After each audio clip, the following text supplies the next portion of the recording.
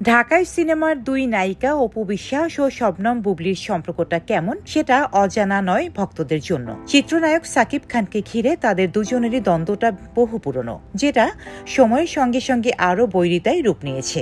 সুযোগ পেলেই তারা একে অপরকে আপত্তিকর ও অসম্মানজনক মন্তব্য করেন। এবার টয়লেট ডের শুভেচ্ছা জানানোর নাম করে বুবলিকে খোঁচা দিলেন অপু। 20 নভেম্বর ছিল শবনম বুবলির জন্মদিন। পরিবারের মানুষদের নিয়েই ঘরোয়া পরিবেশে কেক কেটেছেন তিনি। বুবলির শেয়ার করা একটি ভিডিওতে দেখা গেছে ছেলে বীর তাকে জন্মদিন উপলক্ষে ফুল দিয়ে শুভেচ্ছা জানাচ্ছেন।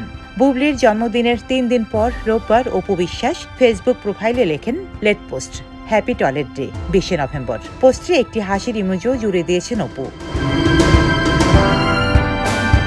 সরাসরি কিছু না বললেও পরোক্ষভাবে বুবলির জন্মদিন নিয়ে ঠাট্টা করেছেন এই নায়িকা, যেটা বুঝতে কষ্ট হয়নি ভক্তদের। কারণ 2022 সালেও বুবলির জন্মদিনে খোঁচা দিয়েছিলেন অপু বিশ্বাস। ওই বছর বুবলি গণমাধ্যমে জানিয়েছিলেন জন্মদিন উপলক্ষে সাকিব খানের কাছ থেকে ডায়মন্ডের নাকফুল উপহার পেয়েছেন তিনি।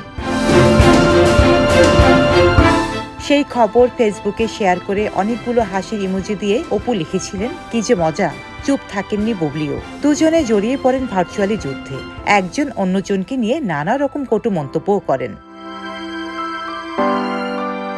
সেই ঘটনার 2 বছর পর আবারও বুবলির জন্মদিনে তাকে খোঁচা দিতে গেল অপু বিশ্বাস, যা মোটেও ভালোভাবে নেননি নায়িকার ভক্তরা। সামাজিক যোগাযোগ মাধ্যমেও সমালোচনার শিকার হচ্ছেন তিনি।